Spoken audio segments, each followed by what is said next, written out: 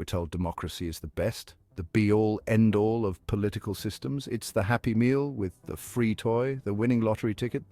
You get the idea. Democracy, we're told, means freedom, equality, and all that jazz. But is it really all sunshine and rainbows, or are we being sold a bill of goods? Let's be honest, the concept of democracy gets tossed around like a frisbee at a picnic.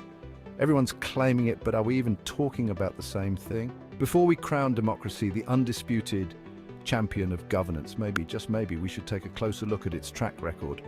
Because folks, history isn't a highlight reel, it's more like a reality show full of messy compromises, power struggles, and more than a few questionable characters.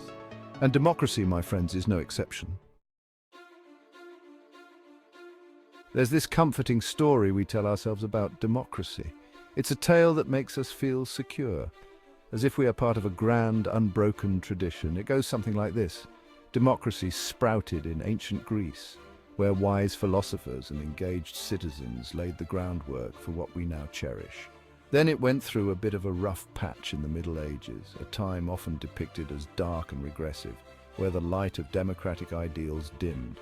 And then, like a phoenix rising from the ashes, democracy emerged stronger than ever in the modern world, flourishing in the age of enlightenment and beyond. Progress, evolution, a slow, steady march towards a more perfect system.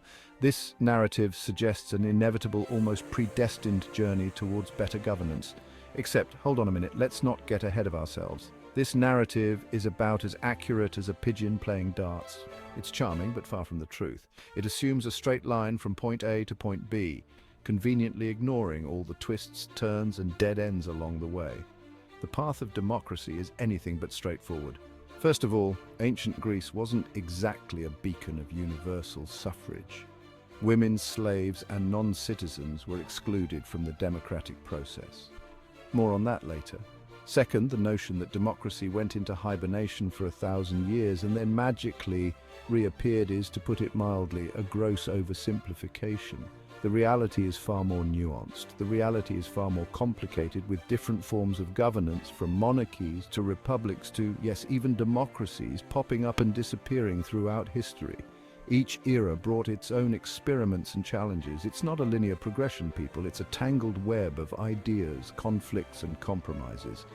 It's more like a political mosh pit, a chaotic, energetic, and sometimes messy process where different voices clash and converge, shaping the ever-evolving landscape of democracy. Okay, let's talk about ancient Athens, the alleged birthplace of democracy. It's often hailed as the cradle of democratic ideals, where the concept of citizens having a say in their governance was born. Now, I'm not saying it wasn't a happening place. Athens was a vibrant city with bustling marketplaces, grand festivals, and lively street life. It was a hub of activity and culture. They had philosophy, theatre, architecture, basically the whole ancient Greek package. Think of the great minds like Socrates, Plato, and Aristotle, who laid the foundations of Western philosophy. Theatres were packed with audiences enjoying tragedies and comedies, and the Parthenon stood as a testament to their architectural prowess. But let's not get carried away with the whole democracy for all narrative. The reality was a bit more complex and, frankly, exclusive. Here's the thing. Athenian democracy was more like democracy for some. It wasn't a system where everyone had a voice. In fact, it was quite the opposite. And by some, I mean a select group of dudes. That's right, dudes, women, out of luck. They were excluded from political life and had no voting rights or say in the assembly. Slaves, don't even think about it. Slavery was a significant part of Athenian society, and slaves had no rights or freedoms. They were considered property and had no place in the democratic process. Foreigners, nice try, but no. Even if you lived in Athens for years, if you weren't born there, you were excluded from participating in the democracy. Citizenship was a privilege reserved for native-born Athenian men. So while those Athenian fellas were busy inventing democracy, a huge chunk of the population was stuck on the sidelines. The system was designed to benefit a minority, leaving out women, slaves, and foreigners. Not exactly a ringing endorsement for equal representation, is it? The Athenian model of democracy was far from inclusive and didn't provide a voice for all its inhabitants. Look, I'm not saying we should toss out the whole concept of democracy because of a few historical hiccups. Democracy has evolved significantly since those ancient times and has become more inclusive and representative. But we do need to acknowledge that this whole democracy is perfect thing is a bit of a stretch. It's important to recognize the flaws and limitations of early democratic systems to appreciate how far we've come and how much further we still need to go to achieve true equality and representation for all.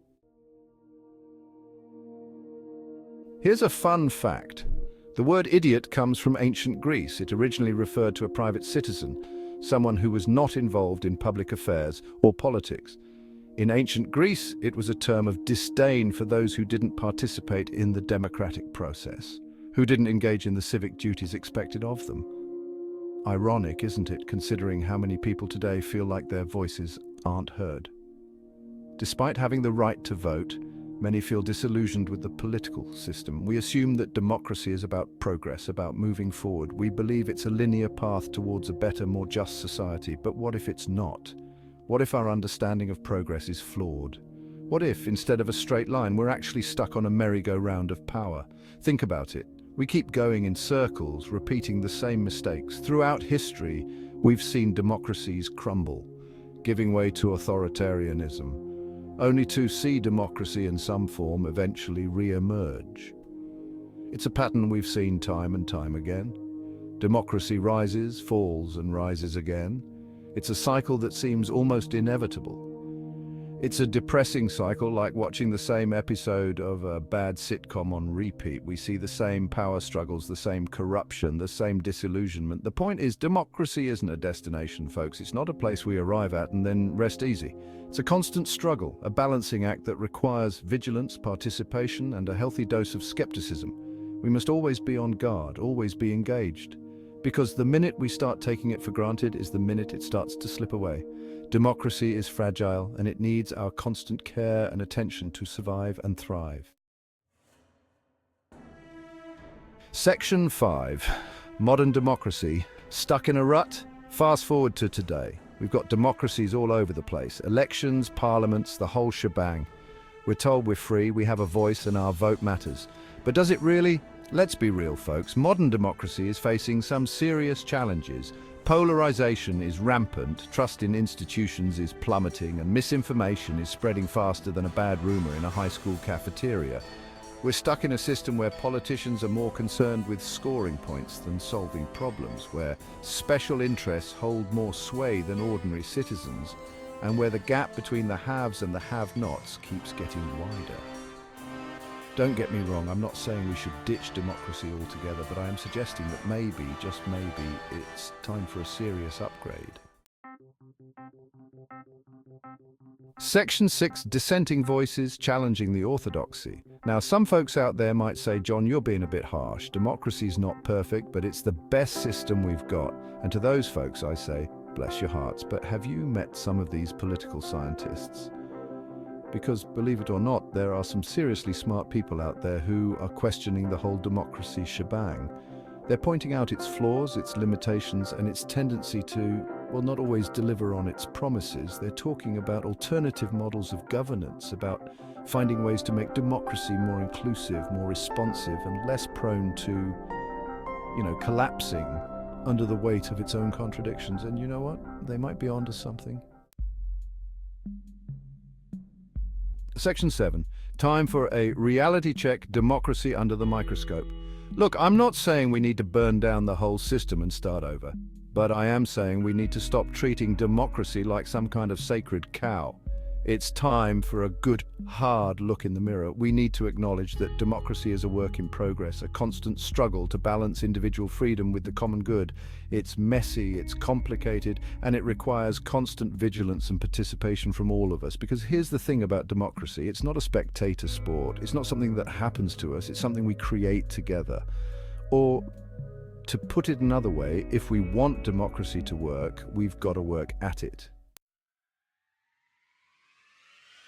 Section 8, Beyond the Ballot Box, Reimagining Political Participation. So, what does that actually mean? Well, for starters, It means moving beyond the idea that democracy begins and ends with casting a ballot once every few years. Don't get me wrong, voting is important, but it's just the tip of the iceberg.